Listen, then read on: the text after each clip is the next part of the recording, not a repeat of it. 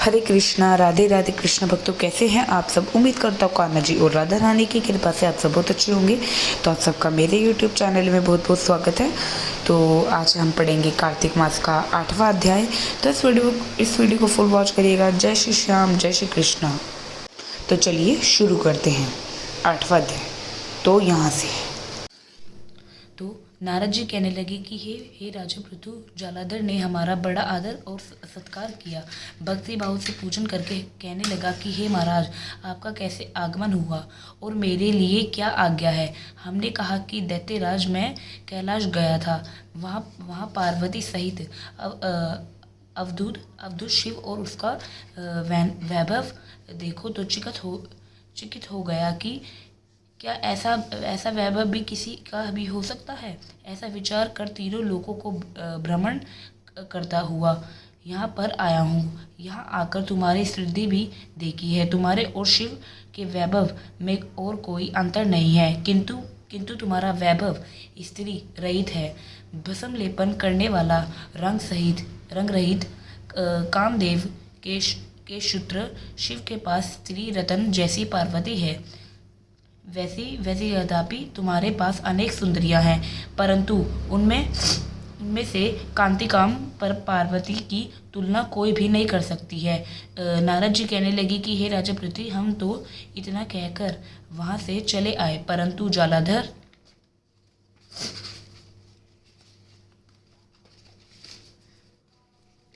ने पार्वती जी की इतनी सुंदरता सुनकर काम ज्वर से पीड़ित हो राहु को बुलाकर शिव के पास भेजा।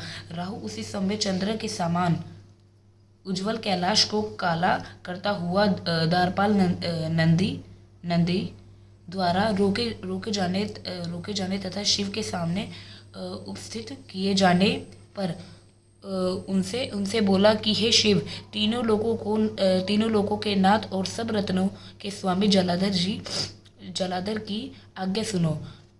शमशानवासी तथा नरमुंडों की माला धारण करने वाले जटाजुट धारी तुम्हारे जैसे अवधद तो के पास पार्वती जैसी परम सुंदरी स्त्री शोभा नहीं देती। मैं तीनों लोगों के नाथ, हम सब रत्नों के स्वामी हूँ, क्योंकि पार्वती भी स्त्री रत्न है।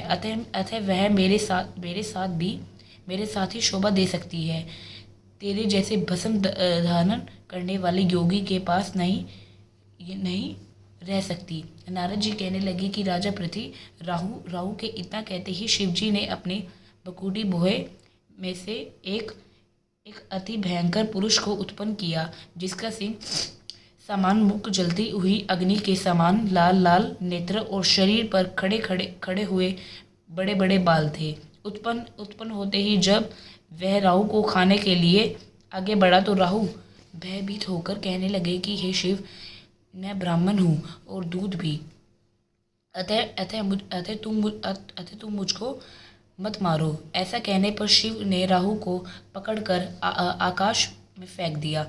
तब वह भयंकर पुरुष राहु को छोड़कर शिव के पास आया और कहने लगे कि मैं भूखा हूँ, मुझे खाने के लिए कुछ दो। तब शिवजी ने कहा कहने की तुमने अपने हाथ पैरों को खाओ। जब वह हाथ पैरों को खाता हुआ सारे धड़ को खा गया, केवल मुख ही बचा। तब शिवजी ने प्रसन्न होकर कहा कि आज से तुम्हारा नाम कृतिमुख होगा और तुम्हारे द्वारपाल होगे।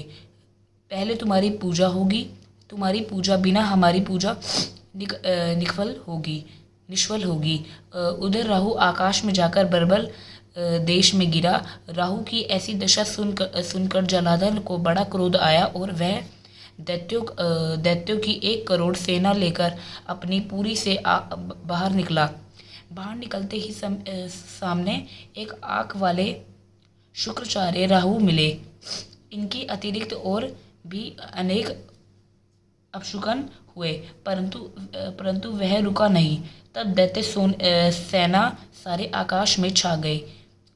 जब देवताओं को जलाधर की कैलाश पर चढ़ाई देखी तो छिपकर शिवजी महाराज को खबर दी। श्री शिवजी ने उसी समय विष्णु भगवान का स्मरण किया। स्मरण करते ही भगवान वहां आकर उपस्थित हो गए। तब शिवजी ने कहा कि "हे भगवान, आपने देवताओं को पीड़ा देने वाले इस दैत्य को मारा क्यों नहीं? इतना ही नहीं, आप वहां जाकर उसके घर में विराजमान क्यों हो गए?"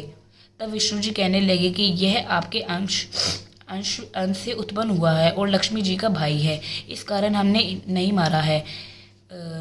यह आपके ही हाथों से मर जाएगा। तब शिवजी बोले कि वह तेजस्वी दैत्य हमसे ऐसे नहीं मारा जाएगा। आप सब इसको मारने के लिए अपना अपना तेज दीजिए। तब विष्णु जी सहित सब देवताओं ने अपना अपना तेज दिया। इसके बाद शिवजी ने उसे तेज को इकट्ठा करके ज्वालामाली सुदर्शन चक्र बनाया और ब्रज बनाकर जलाधर के युद्ध करने को तैयार हुए।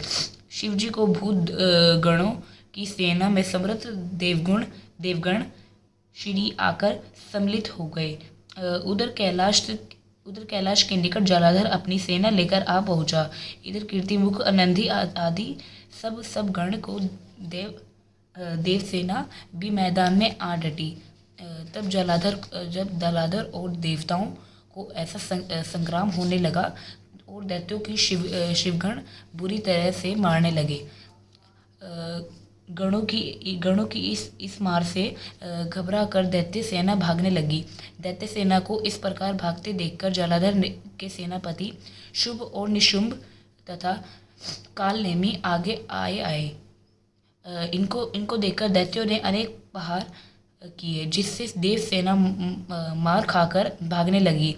तब गणेश जी और शुंभ का महाघोर युद्ध हुआ।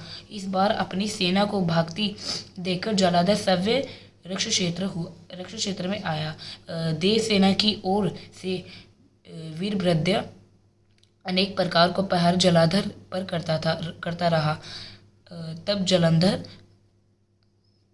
जालंधर ने क्रोध में आकर अपनी प्रदीध उस पर दे मारा और उसके रथ की पताका काट दी। साथ ही जलाधर के बाण वर्षा करके देव सेना में भगदड़ मच गई। अपनी सेना की ऐसी दशा देख सव्य शिवजी बैल पर चढ़कर युद्ध के लिए आए और आते ही दैत्य सेना पर ब्राह्मणों के तीव्र प्रहार किए। इन पहाड़ों से दैत्य सेना इस प्रकार भागने लगी कि जैसे कार्तिक मास के व्रत में पर से पाप भाग जाते हैं। उसी समय शिव जी अपने प्राणों के प्रहार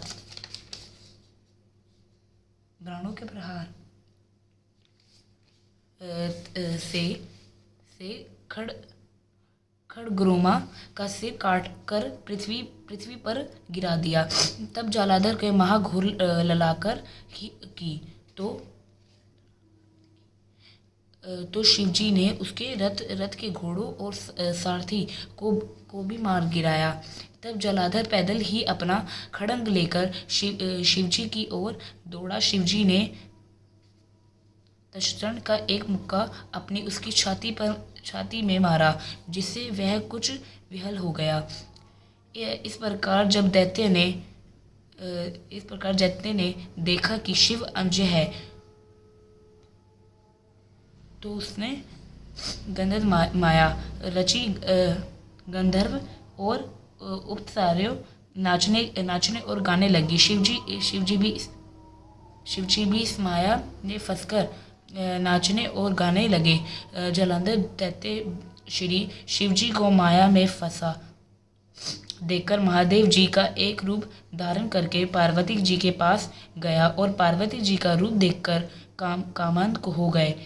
पार्वती जी महादेव को आया देखकर खड़ी हो गई, परंतु तत्काल की राक्षसी माया समझकर वहां से अत्यंत ध्यान हो गई। तब जलंधर पूर्ण युद्ध भूमि में आया। उधर जलंधर के चले जाने पर बाद पार्वती जी ने भगवान विष्णु का स्मरण किया। तब भगवान विष्णु ने वहाँ उपस्थित होकर पार्वती जी को आश्वासन दिया। भगवान विष्णु ने सोचा कि जलंधर ने सवै अपनी मृत्यु का रास्ता बता दिया है। यह दृष्टि वृंदा को प्रतिवर्त धर्म के कारण ही मृत्यु को प्राप्त नहीं होता है। अतः देवताओं के कार्य तथा भक्तों की रक्षा करने के लिए हमको ही वृंदा के धर्म को भंग करने का घोर कर्म करना पड़ेगा। ऐसे करने पर ही इस दृष्टि की मृत्यु होगी। इतनी दृष्टि की मृत्यु होगी। इतनी ही देर में शिवजी भी राक्षसी माया से मुक्त होकर जलंधर को आया।